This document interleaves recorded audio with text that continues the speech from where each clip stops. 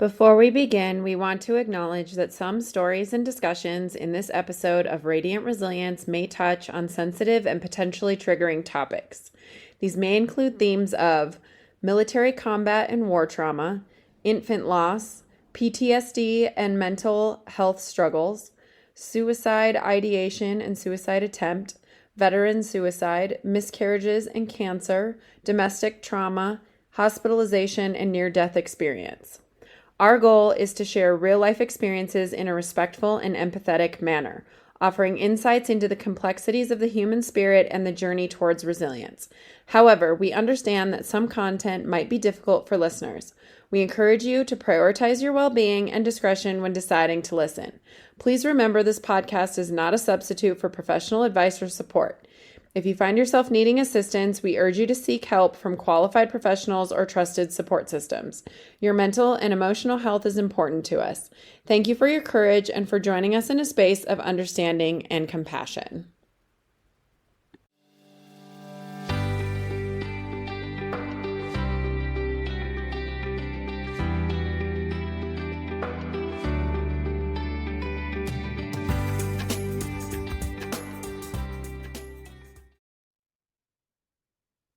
Welcome back, everyone, to Radiant Resilience. I have a very special guest with me today.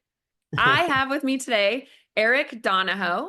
His story is one of resilience, courage, and unwavering hope. A retired U.S. Army sergeant and Purple Heart recipient, Eric's military career is marked by bravery and an unbreakable spirit, earning multiple commendations. After overcoming injuries sustained in service and surviving a personal battle with veteran suicide, Eric has dedicated his life to helping others find hope and healing.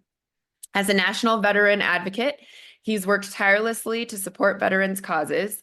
His impact also extends globally, working with the Center for Disabled Children Assistance in Kathmandu, Nepal, to help create a wheelchair repair center. Eric is also the author of Canyon of Hope, From Darkness to Dawn, Embracing the Light Within, where he shares his inspiring journey of overcoming adversity and discovering hope. Through his advocacy and storytelling, Eric empowers others to rise above life's toughest challenges, proving that even in the darkest moments, there's a way forward. Welcome, Eric. How are you today? Good. Thanks for having me. Yeah, thanks for being on here. I am going to let you start wherever you feel like starting in your story. You have quite the journey to share, and I think it'll be really interesting for everybody to hear. And hopefully, some people listening that maybe have dealt with similar things will find some comfort in it. So, why don't you go ahead and start wherever?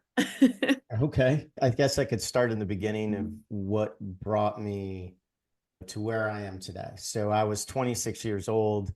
I was working for a radio station doing advertising and marketing, and I didn't feel very fulfilled in my life. There was just this, I was in my 20s. I was going from one party to the next, and it just didn't feel fulfilling anymore. And so I was at the recruiter station for a sales call, and I'm 26. We're in the middle of two wars. I'm in good shape. I'm like, why aren't they trying to recruit me? So throughout this whole process, they didn't try to recruit me at all. And I went out to my car, and then I went back in and I was like, hey, why didn't you try to recruit me?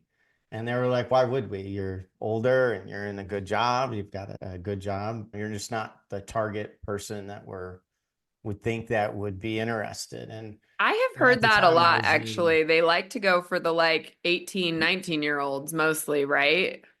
yeah, and you're typically not somebody who is in a career path, right? So I Right. was in a career path that, matter of fact, at the time I was interviewing for a job in Chicago for Southeastern Regional Sales Manager.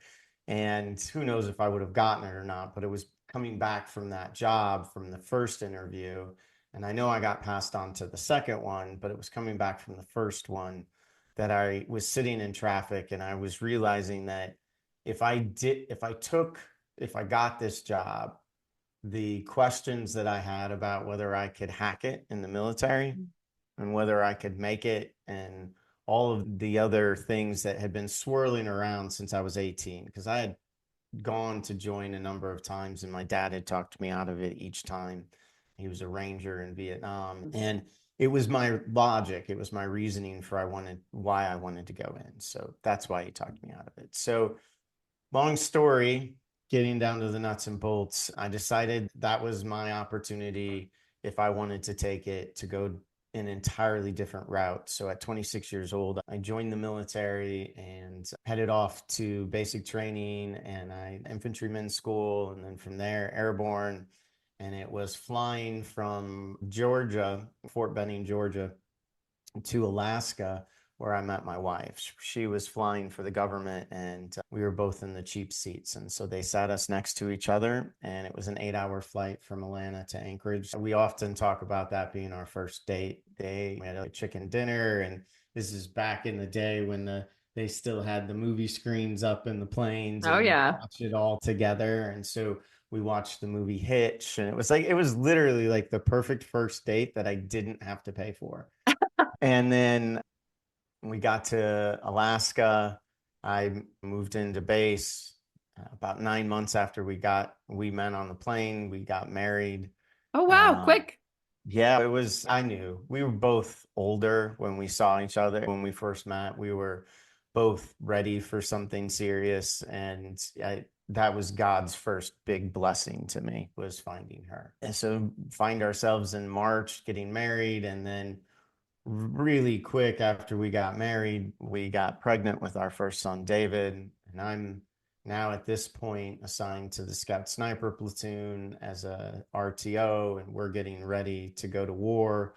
And so by the time we deployed for war in October of 2006, Jen, my wife, was about 7.5 months pregnant. And so when we said our goodbyes, I expected to come home in a few months for the birth and then stick around for a few weeks and then go back. And by the time that I landed in Kuwait and made my way to Camp Buring, which is where you stage before you go into Iraq, when I got there, there was a NCO waiting for me at the bus and told me that I had a Red Cross message. We had lost our son, David. So because of some amazing leadership, I was able to get right back on a plane and get back home in time to be there for the stillbirth. Oh And my then gosh. we buried our son at Fort Richardson National Cemetery. And then the Army and that same amazing leadership was like, Eric, you don't have to come to war. Like, you guys are freshly married, you're newlyweds, you can stay back on Rear D. And I was like, yeah, please don't make me stay. I'm Irish Catholic. When anything happens in life that's bad, all I know is anger. If you're really wanting me to do, it's better for me to go back. And so I pretended in my head and around that like my job was important and I needed to go back because Mm. that's what I'd been training for. But really, what it was that I just wasn't emotionally able to be there for my wife at that time. It Ugh. was easier to go to war and have people shooting at me than it was to be there and be emotionally present and connected for what my wife needed as she dealt with the I loss. can't So even imagine. That's just got to be devastating. and so that was, yeah, it was the roughest thing I think I've ever had to go through in my life. And I talk about this in my book is, Jen didn't try to talk me out of it at all. She supported it. She Mm. knew what she got into when she married me. And she was like, no, I understand. I didn't tell her it was because I was feeling like I was inept. I was just like, we've been training, the Did guys you need know you me. felt that way at the time, though? Or is this something you recognized later? No, I knew. You did. Okay. Yeah. There are just things like I knew that the mindset that I had been in and the mindset that we had been training to go to war, emotionally, I wasn't available. Mm. And I knew that at that time. I also knew that I would end up having to go back in 6 months. And that would mean that I would be in a new platoon with new guys, and I hadn't trained with any of them. And so there were a few other dynamics to it that made or part of it. But overall, it was me running away from the emotional pain. And then by the time I made it to Iraq and got linked back up with my platoon, that very first night I was on my first night mission, I got blown up for my first time. You what? I got blown up for my first time. As you went back? Yeah, the very first night I was out, I got blown up. Oh my gosh, you're that's just like So a I really no, rough and because like place my to there be. was the yeah, it was luckily whoever buried the bomb buried it so deep in the ground that the ground took up most of the Okay. blast. So it was by far the weakest bomb. We were still able to easily get the truck back to the base or the Humvee. And then that just set the tone for how life in Iraq would be, which was just our brigade and our battalion was a high tempo brigade and battalion. And so by the time Christmas came around, we had found out that we were going to be getting sent to Camp Fallujah to be attached to the Marines because even the Marines need heroes. And we went up to a place called Karma, Iraq. And at that time, it was just an Al Qaeda stronghold. And Hmm. so it was just a relentless pace of nonstop missions. Yeah. And Very throughout the easy to course take your of mind off of everything else. yeah, it was easy, right? Like Yeah. it was harder for Jen. When I left, I didn't know whether I'd come home and we would be able to be together. That was a legitimate concern that I had. But I think in the end, because my wife is such an amazing person, and because we were so honest about our jobs and where we were and what was important to us at the time, we didn't have kids and these sort of things and these commitments, when you make them to serve, that comes first. I hate to say that. People in the civilian world don't really understand when you raise your right hand, you're not just raising it to say, oh, I'm willing to go and die for our country. It's for the next 5 years, 4 years, whatever it is, I'm willing to do whatever you need me to do. So if you now need me to move from Alaska to here to do this, I don't have any say in that. I mean, I got to go and I got to go. And so there was just a very strong commitment to that service. And I look back now and I wish I would have taken the 6 months Mm. because what it did and what it taught us to do in our marriages was that when anything big happened, we go process on our own. Okay. And then once we've processed on our own, then we come together and we try to meld those two processes Mhm. together, Yeah. which sometimes works really well and sometimes doesn't. Yeah. And so now we're approaching our 19th Oh, anniversary, and that congrats. is a a huge aspect of where we're trying to focus time now on is retraining ourselves that we can process these things together. And that, I think, in writing the book was something that I was able to recognize because I wrote the book and looking back and that sort And of just being in I think a military relationship, at least what I can see from the outside looking in, like you guys are living separate lives a lot of the time. So I would think in a lot of aspects, every time you come together is an adjustment every single time. yeah, it was. So yeah. When you would go away and then come back and then go away and come Yeah. back and all that, there's Yes. And always sometimes it was for 2 weeks, sometimes it was for a month, some it wasn't always for 15 months. But then there's the other side to the coin too, which is that she has her job, which is something that she values in her service and what she has in moving forward. And at the time, that job for her took her around a lot too. So yeah. it wasn't just me traveling, No, sometimes it sure. was her too. And I think the hardest one was the coming home. And I think that one was because if you would, and I don't ever want to put words in my wife's mouth, but I'm pretty safe to say this one because I've heard her say it a number of times that when I came home from R&R, she had seen that light that she had fallen in love with in my eyes, that had gone dark and Oh, my eyes just looked dark. oh, And coming home, I I didn't have that spark. It was because R&R was after the second explosion. And then by the time I came home, I had lived through a Katyusha rocket attack. and then another EFP, which is another type of roadside bomb that's meant to go through like 10 inches of armor. Oh, So wow. it was that one was just massive.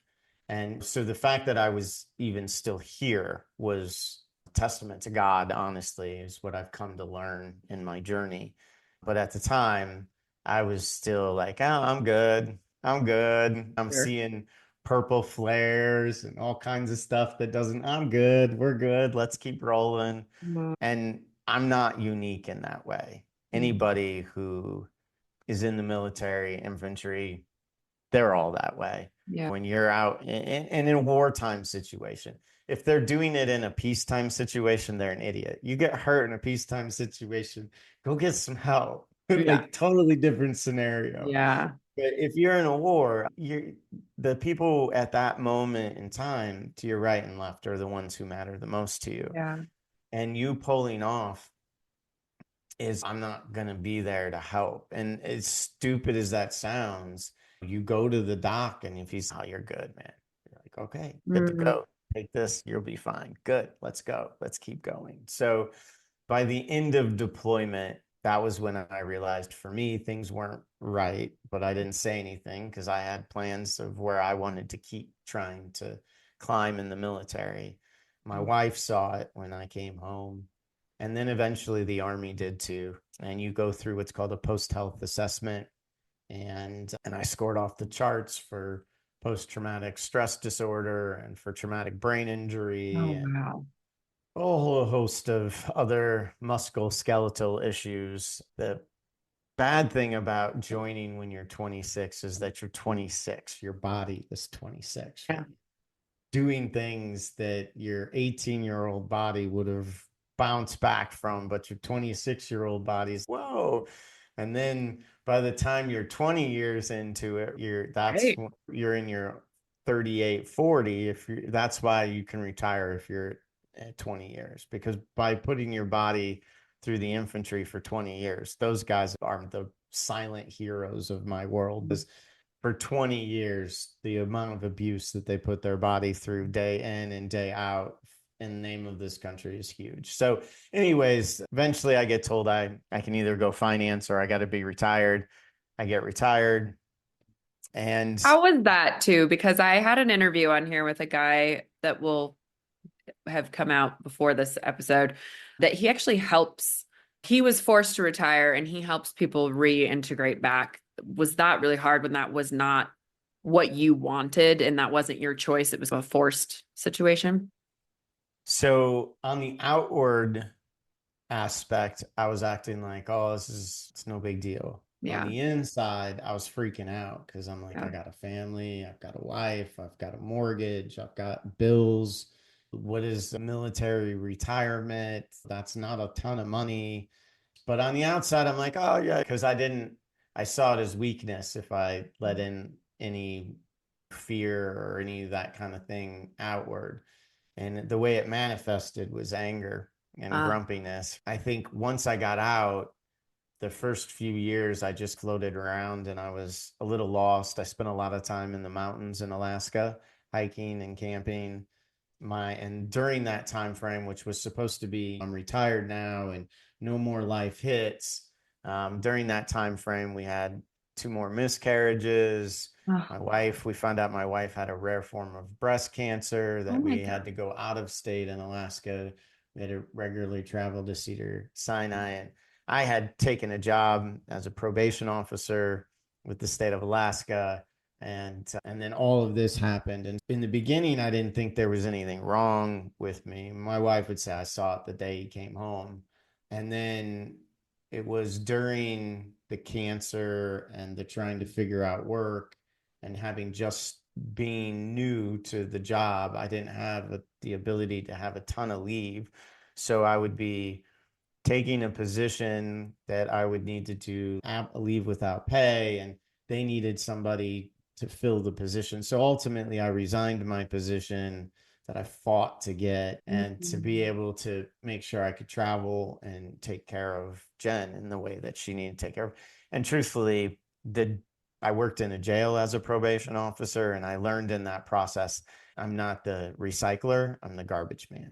I don't put people back out. I'm more of the guy to throw them away, Uh, not to put them back out. That was hard because you have to let out people who probably shouldn't get let out mm, because their time is up or whatever the case may be. yeah. That was a really hard job for me. I didn't like it. So it was easy to say to let it go, but at the same time, it's just all these things are swirling around. And I reached out to my doctor, and that was the first time I was like, hey, I think I'm having a little bit of trouble, anxiety, handling everything that's going on. And so for a short period of time, they put me on Xanax, which just really made me sleep. It didn't really help with the anxiety, and I didn't really like that. Yeah. Yeah, because you're not living life. I'm the guy that always is on the go, and so that didn't really fit. And then eventually, we ended up out in DC where my wife had taken a promotion, and I was doing advocacy work out there. And that was when the realization that I have PTSD actually came into play, Mm. because you can't hide from the people, the scenarios, the chaos of what DC is. And my head and mind was in such a security mindset that like I couldn't process when I was out there. And in the process of being out there, we got pregnant for the fourth time with our daughter Kaylee. And we had a scare while we were out there, and we were away from the OBGYN we've always used in Alaska. And so at the end of it, we ended up moving back to Alaska. Our house hadn't sold. And so we are like, we're gonna move home. We've got our daughter on the way.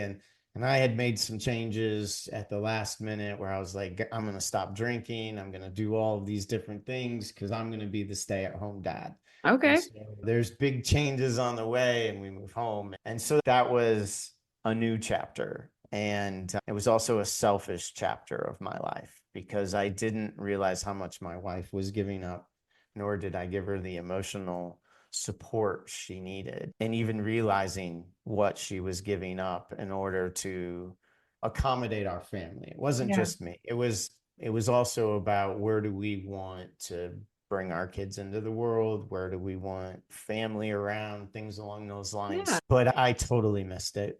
And she went back into her work, and I went into parenting, which was way more stressful than what I thought I was going to be with PTSD and like all kinds of other issues. Yeah. And long story short, I think we spent a few years just treading water, and Mm. then we ended up getting transferred to Indiana, where we are now, which is Okay. where I was born and raised from. Okay.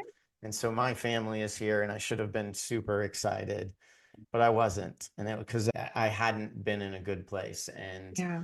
I hadn't been, while I had been trying to deal with my issues, I didn't realize I was dealing with the wrong issue. And how Um, long was this now that you moved to Indiana from the time you retired from the military?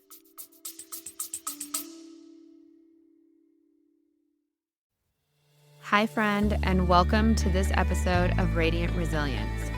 We are always looking for new guests on the podcast. I want to highlight you if you have a story of resilience that inspires others.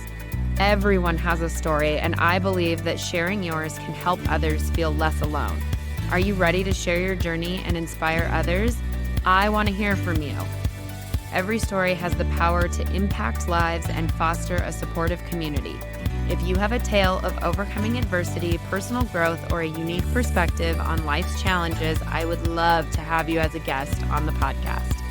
To become a guest, please email us directly at radiantresiliencepodcast@gmail.com or click the link in the show notes to become a guest. Join us in spreading hope, strength, and inspiration one story at a time. Be brave and share your story so others feel less alone. I hope to see you soon.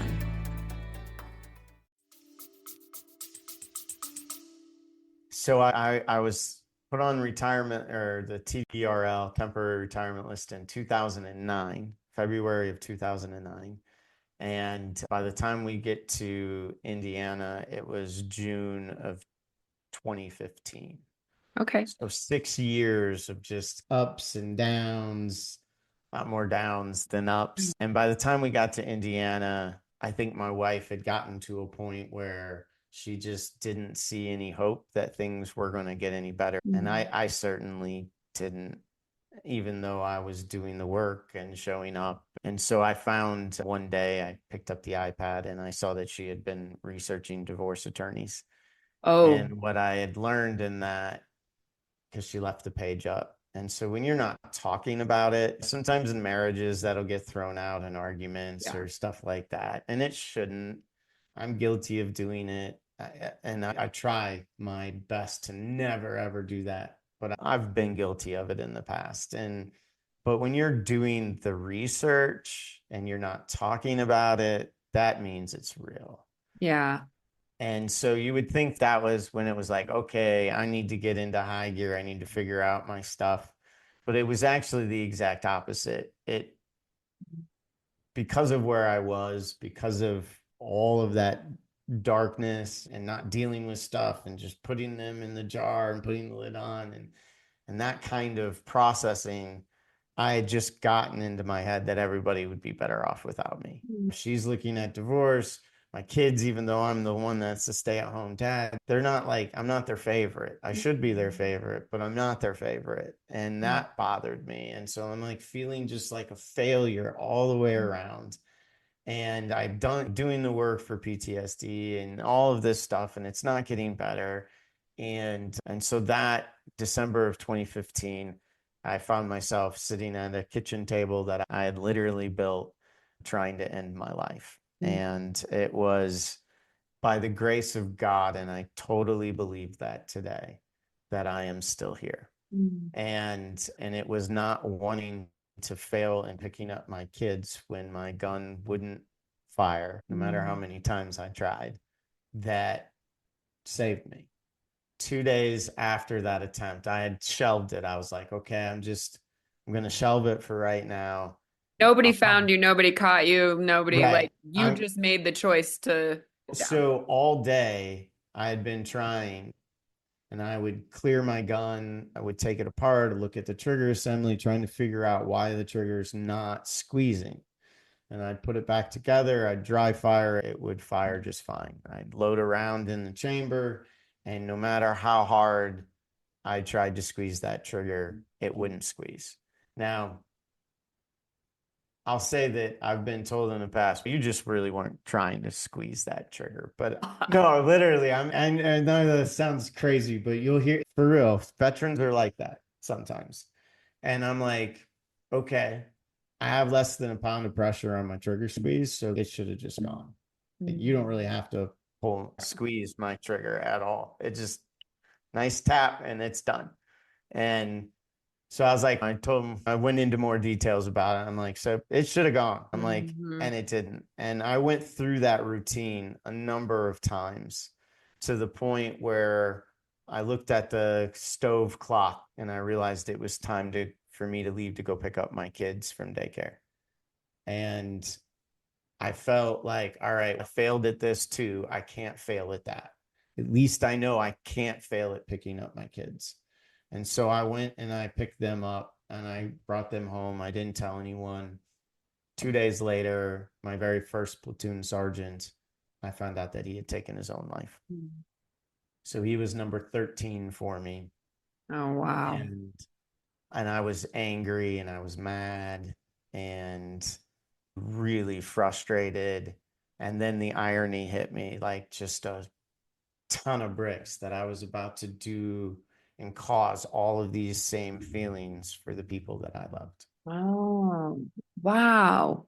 And so I was watching Rocky. It was late. I couldn't sleep on TBS. And it's the where he's yelling at his kid in front of the restaurant. He's life ain't about how hard you can hit. It's about how hard you can get hit and get Mhm. up and keep moving forward. I Mm. had realized in that moment that I had just stopped getting back up in life. Oh. Somewhere along the way, all these hits, I was like, screw it. I'll just lay here. And that's when I called my best friend Brent. He was still in Alaska. So the time difference, I knew he'd be up. And he answered the phone some crazy way, something like Billy Bob's Backwoods Barbecue and Grill. Would you like your squirrel well done or medium? Some just craziness. And there was just silent. I just started crying. I'm like, I tried to eat my Glock 2 days ago, Brent. I don't want to die. And there literally was just this silence and seemed like a really long time. And then I got you, man. We got you. I got you. So let's talk about this. And he must have spent probably 2, 3 hours on the phone with me that night. And we crafted a plan. I made him promise that he wouldn't tell Jen because I knew that if he told Jen, Jen would make me go to the VA hospital. And I'm not saying this is for everyone out there. I'm just saying for me in that scenario and in that situation, that would have been the wrong place for me to go. And he and I talked about that and why that would have been. And so there were a whole slew of guardrails that were put in place. And if I didn't follow those guardrails, then he would tell Jen. Okay. And that led me to applying for a program called No Barriers Warriors out of Fort Collins, Colorado. Oh, hey. And it was founded by the first blind man to ever climb Mount Everest, which his name is Eric Wymer. He lives in Golden, Colorado. And in the program that I had applied for, it was over the climbing season. So you do 3 successive climbs over the climbing season. And the first one was supposed to be in the Wind River Range, but it didn't work out. The snow avalanche danger was high. So No Barriers pivoted and they were like, we're going to do it in the Gila National Wilderness down in New Mexico. And I was like, yeah, I've had enough with deserts. I'm not going. Fair. Very fair. And my wife said, if you don't go, it's highly likely we're going to end up divorced. It's up to you. I'm not going to force you to go, but I need to see that you're going to start trying. And at this point, I had never been away from the kids. The kids had always I hadn't been away from the family to miss them or to even realize how lucky I was to have them. And so it was that the idea of losing them is what drove me down that trip. And it was that trip where I was captured the photograph that's on the top of my book. So my background, photography has always been an escape of mine since I was 19 when I first took my first photography class in college. And ever since then, it's been a passion of mine. Ansel Adams is a huge admirer of his work. And so I'm a landscape photographer. And so this trip just put me in a place where I was like, okay, I can get back to some passions that I have. And then we get to the desert and we get into the West Gila, and it had been hit by a fire and a flood in the years before we showed up. So there's these things called alligator trees. I don't know if you've ever heard of them, but they have this tough bark on the outside of them that looks like alligator skin. That's why they're called alligator trees. And that's to protect them in the fire. So this huge fire comes rolling through, and as you can see, this whole area has all been charred and damaged. And then you've got a flood that went through, so you've got debris that's been spread everywhere. And I'm like, oh my God, this landscape just mimics how I look and feel on the inside.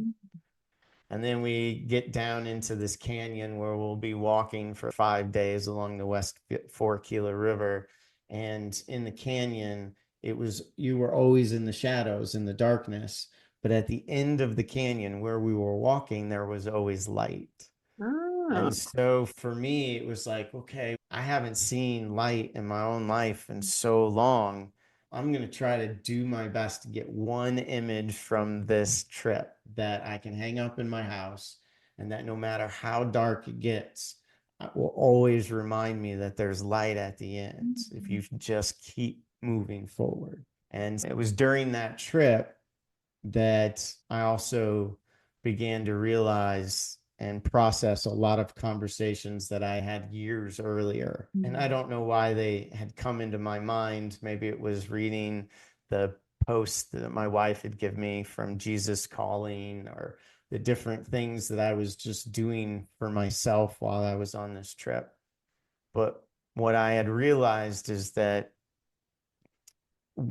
I had fundamentally lost my faith in pretty much everything. Mm. And that's what war will do to you. So I used to explain war as like to people when they asked when I first came home as the Seinfeld episode of The Bubble Boy. I don't know if you're a Seinfeld fan, but back in the day, there was an episode where there's this boy in the bubble, and I equated life to being like that when you're born into this bubble of innocence, right? Yeah. And then as things happen, boys break your heart or girls break your heart or whatever it is, little pinpricks come and they let out air from that innocence of that bubble. Yeah. But then eventually something traumatic comes and rips that bubble wide open. And then there's no innocence left. You just see what humanity will do to one another, and it in the name of something, and it can be horrific. And so in that process, it's really hard to, where do you find that faith, right? So then it was like, okay, all these years my wife is trying to get me to church, and I realized I'm angry with God. I grew up Catholic, and the way that the Catholics are, the way I was believed, if you're good and you're this and that, God will be good to you and he'll take care of you. No one ever told me that sometimes being one of God's soldiers means you're going to have to walk a whole lot of tough battles that isn't going to be good, and it Yeah. may not end up in riches here on this Mm. place, right? And so I was never prepared for that type of journey. Mm. And so I became angry. I became angry after David, and Yeah. on this trip that I had my Lieutenant Dan moment, and I from Forrest Gump, and I were just me and God had it out. And he pointed out to me along the way in this conversation and this having it out moment that he was with me the whole time. Mm. And then the things that I was reading were coupling, had just reinforced that same message. And so on the way out, I was like, what if it isn't innocence? What if it's faith? What if we're born into this bubble of faith? Yeah. And because babies aren't mean, babies don't hate, kids don't hate. Yeah. You look at how things go. And so, what if this is all because I've lost my ability to have faith in something? Yeah. So, at that point, I wasn't ready to have faith in God. We were just starting, we were just getting reacquainted, but I knew I could have faith in my wife's faith. Mm. So, that was the fertilizer. That was the things that allowed me to start to cultivate the seeds that God had put in me all those years ago. Wow. So what did you do when you got back from that trip? That's a lot of epiphanies to have. So I packaged a lot of that season up Okay. in that trip, but I started on a road, and I was committed to figuring that faith piece out. Yeah. What does that look like? What do I believe? And who do I believe in? And how do I repair the bridges that aren't burned, but that are damaged from the Mm. years and years of me not having a broader view of what my trying to control the situations in every scenario because of the fear. That's really what it comes down to, the fear that you're not going to be able to protect or control an outcome of a situation. And that was a big component of what I had. So those became my focus in those years. And in the beginning, I'm going to be honest, like I was like, I got 6 months under my belt. I'm doing good. You haven't changed. You haven't forgiven me yet. What's going on? These bridges, I'm working on them daily. Why aren't we getting better? And for anyone out there who's listening that may be in the same position as I was then, you don't get to dictate that time frame. The people around you do. They do. What Mm. you do is you get to dictate how they color you. Okay. I can understand you feeling that way. And in the past, I didn't show up in the ways that you need, Mm. but I'm trying now. I'm sorry for those times. I can't change the past, Yeah. but I am trying now, and I'm showing up daily now.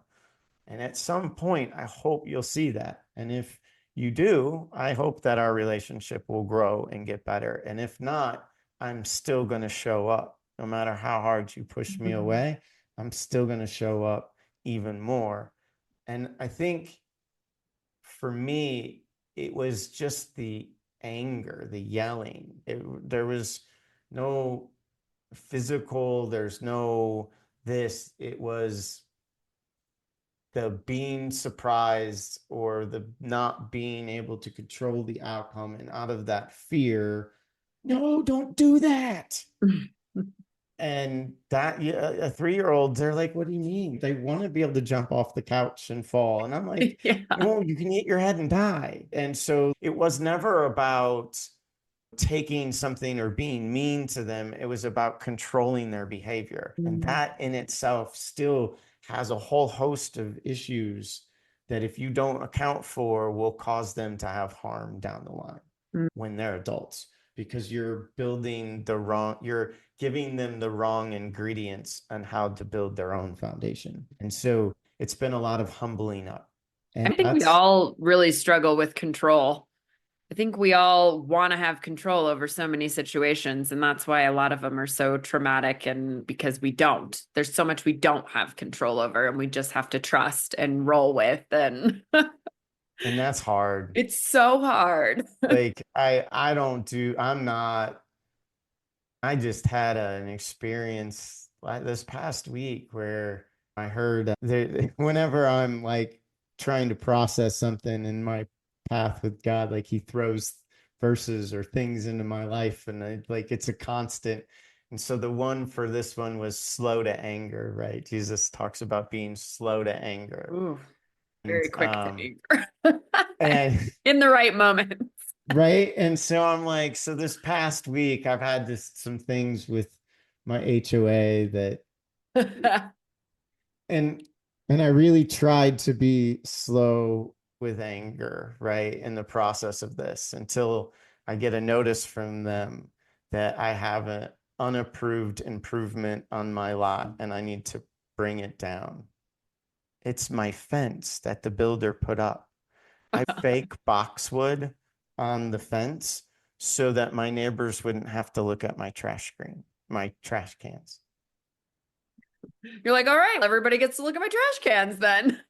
I'm like, you know what? No, this is where I go this slow to anger, right? So I'm like, can you show me in the CCRs where it says I can't have these things? Can you show me in the CCRs where it says that I need to ask for permission to do what I did? Can you show me in the CCRs where it dictates and talks about what you can and cannot have for a trash screen? And they're like, whoa. And I tried to, I'm a real estate broker and I've gone through all of these property management classes and they're trying, well, under it. And I'm like, nope, trash can screen is not listed. And while that It may will be be your now. interpretation, the reality is when we go to court, it is about what is the language, not what your interpretation of the Yeah. language is. So I'll see you in mediation. Mm. Now it will take me less than 20 minutes to take it down. Yeah. I got nothing else to do. But it's the premise of it, right? It was like, come on now. I can't, and here's what it is. They want everyone to keep the trash cans in their garage. Mm.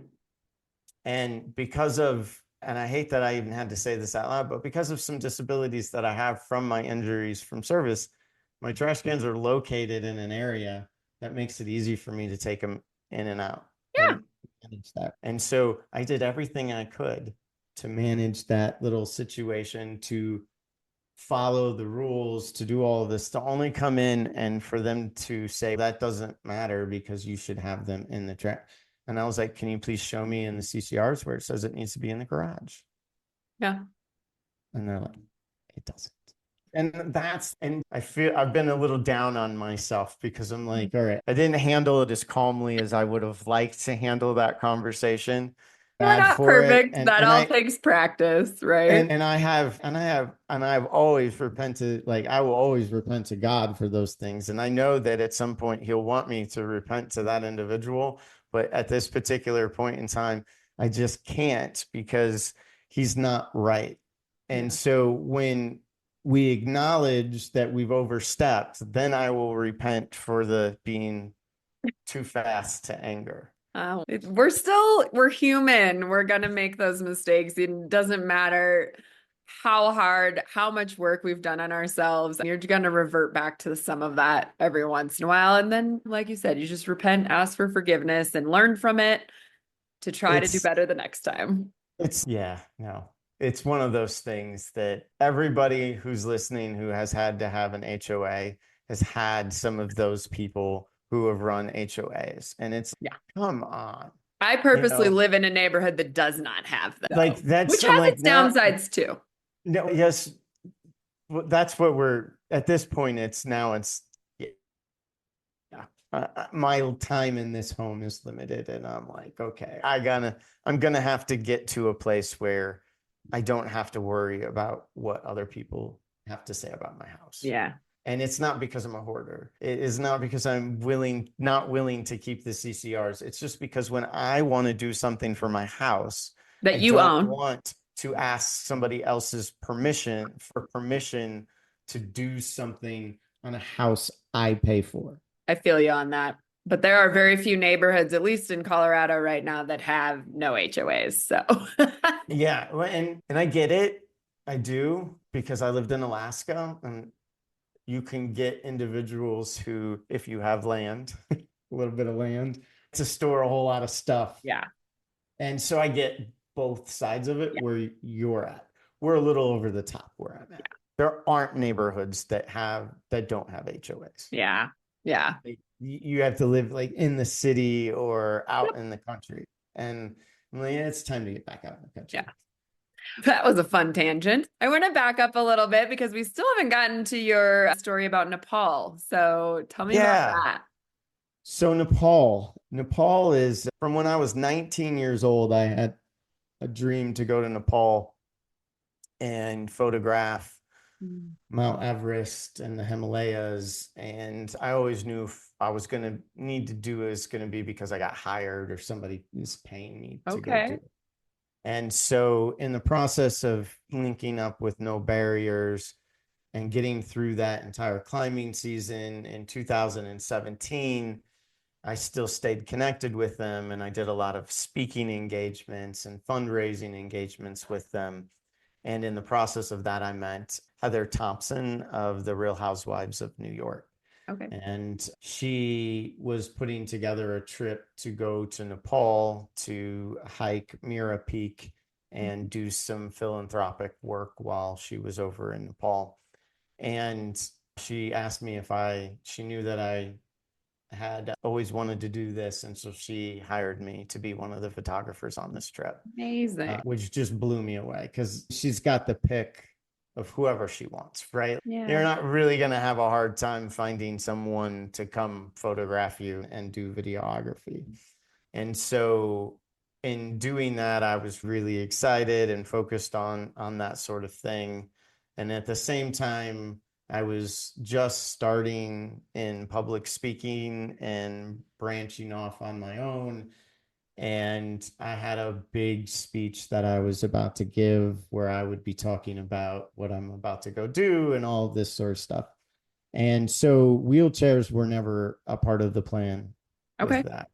About 6 hours before I was to leave to go on this speech, I got a phone call that my best friend Brent had taken his own life. Oh, And I had just seen him 3 weeks before that, and I missed everything. I don't know if it's because I was just being too self-absorbed in myself, or he was doing a better job than hiding it, or if it was just maybe a combination of the two. But I didn't see it. I didn't see it coming at I'm all. sorry. And so I just started spiraling, and I'm thinking in my head, if the guy who helped save me can't make it himself, And by this point, he was number 19 for me. Oh man. How am I going to make it? And I really just started spiraling down. And then I remembered something Eric Weimer had been telling me for the last year and a half, 2 years, which was when adversity strikes us, Eric, and all that negative energy is swirling around in our lives and we don't know what to do with it. You take all of that negative energy and you funnel it into doing something good for someone else. And when you do, that'll quiet down your own pond. And in time, when you think about it, what you'll think about is that act of goodness, Mm.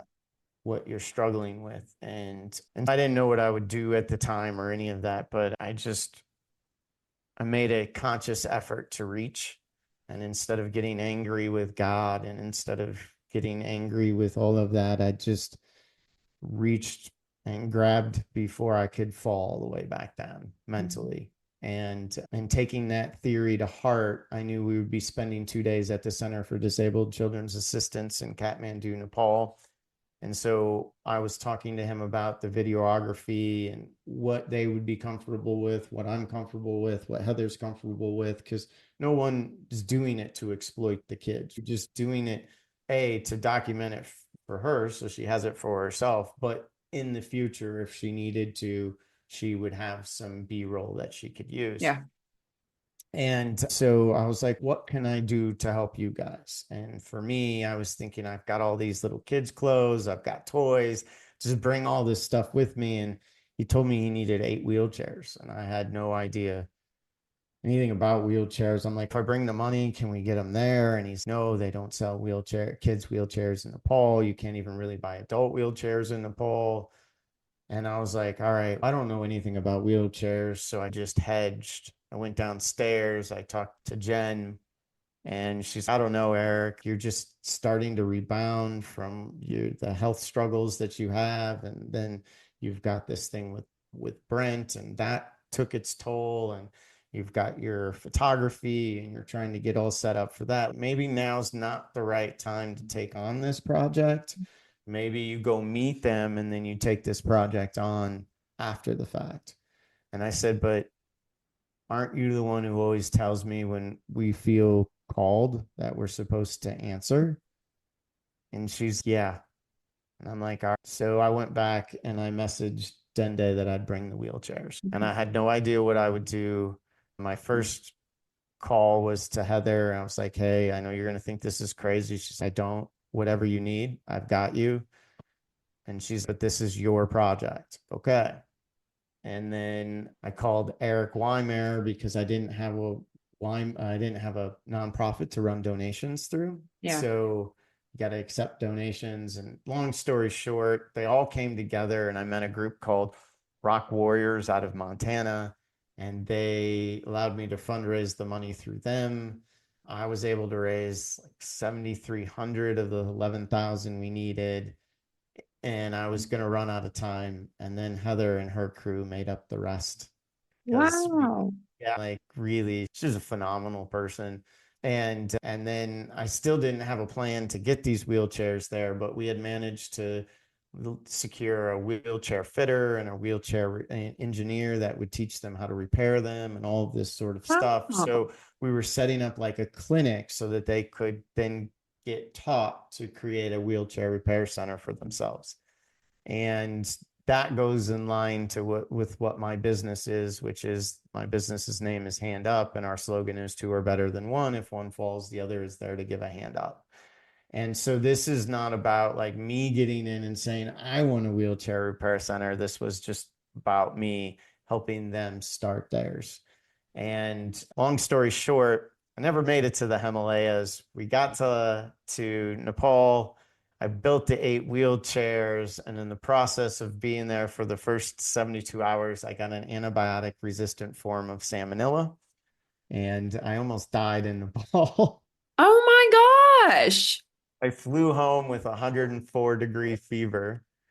And so then by the time I got home, my wife met me at the hospital or at the airport. She drove me home to our house in Indiana.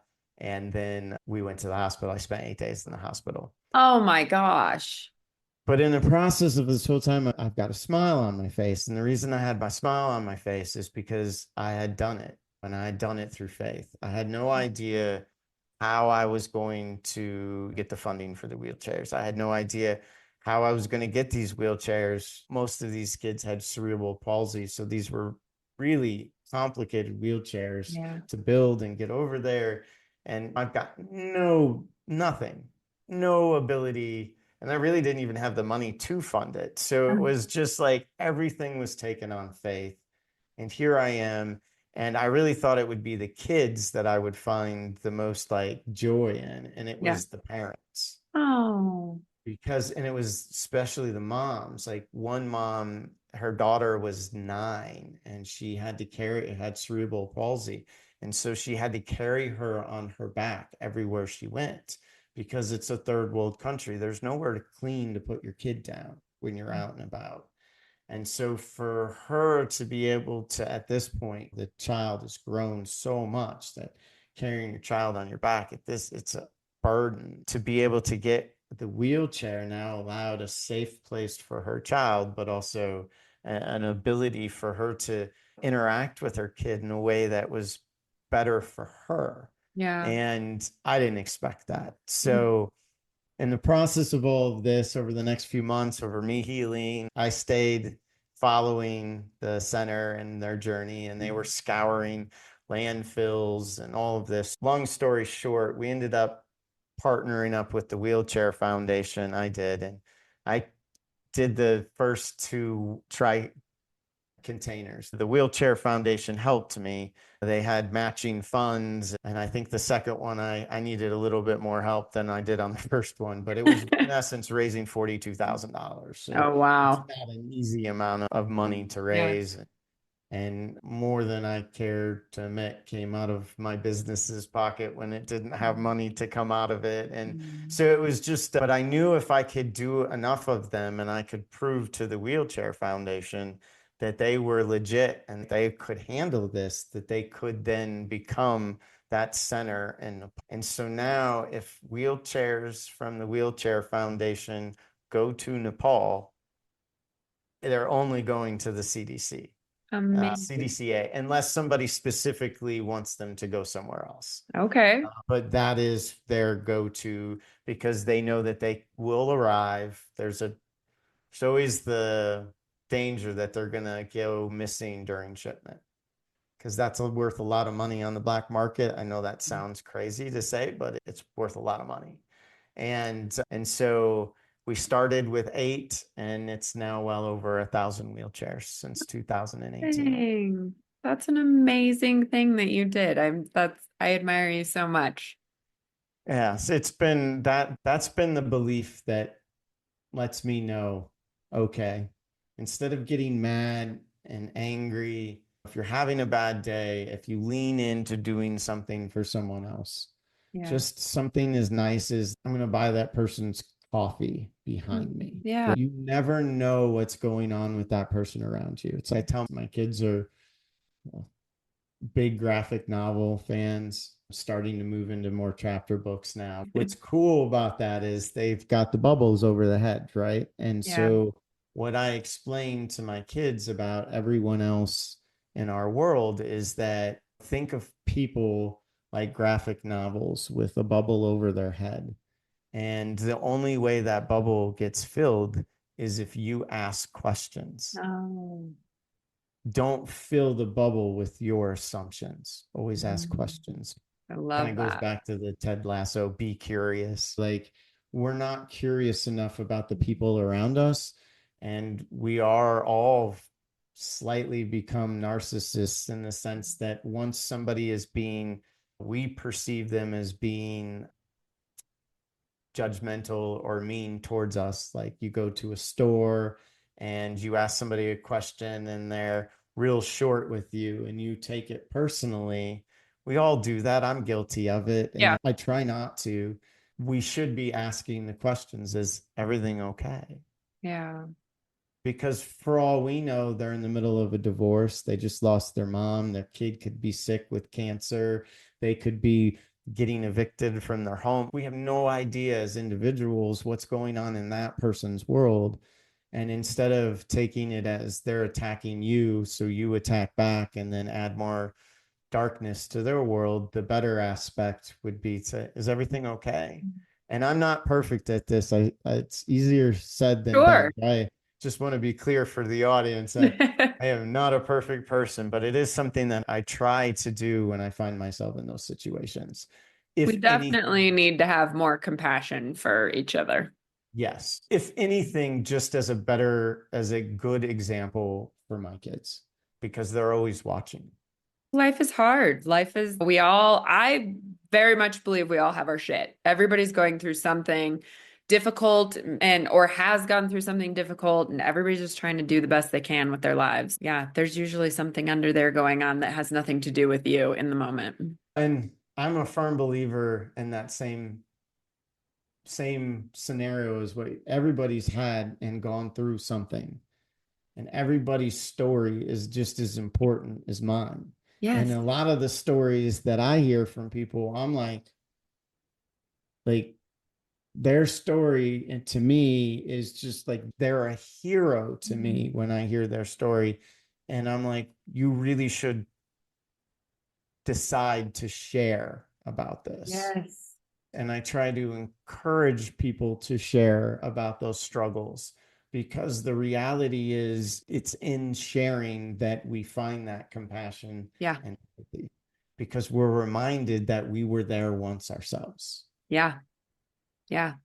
And it just brings people realize they're not alone too. Oh, I yeah. think we live in a society where we're becoming more and more isolating in ourselves. We're not living in communities like we used to as much. And then you just feel like you're the only one struggling with this one thing. And I've been in those moments myself. I just felt I'm like, no one understands. No one out there is going through the same thing. I'm the only one that's going through this. And the reality is, it's not true. I'm the only one living my story. So everybody's story is slightly different, but Yes. those struggles are still there. The emotions are still there. The feelings are still there. And we need to lean on each other more, I think. David Goggins. Have you ever heard of, do you know who Yeah. David Yeah. Goggins? Okay. So David Goggins always talks about everybody's got shit. Some of us just hide it better than others. Yes.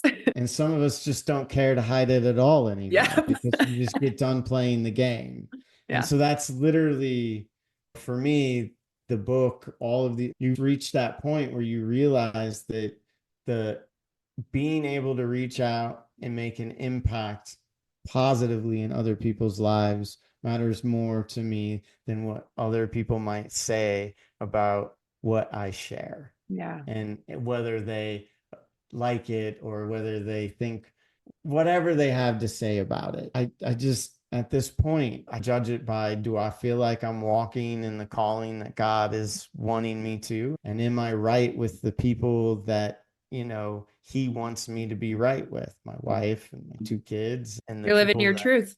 and as long as I'm doing those things, then I'm done. I'm currently reading The Let Them Theory. Have you heard of that book by Mel Robbins? Somebody brought that up to me. Another podcaster brought that up to him. I'm trying to think, and I think she's from Colorado, if I remember Oh, correctly. But no, I haven't read it. This was like 2 weeks ago. it's pretty new. I think it came out in December or January, but I'm currently on the chapter that's talking about not caring what others think about you. This is why she brought it up to me too.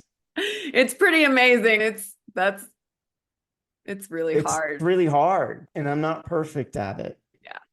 because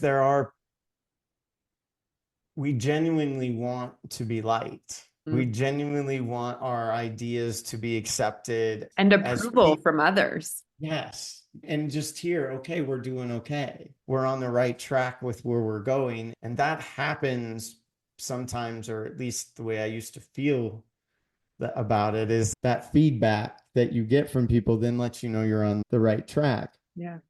And now I'm like, yeah, that's not the feedback I look for. Yeah. And We it's look funny. for validation from others in things too.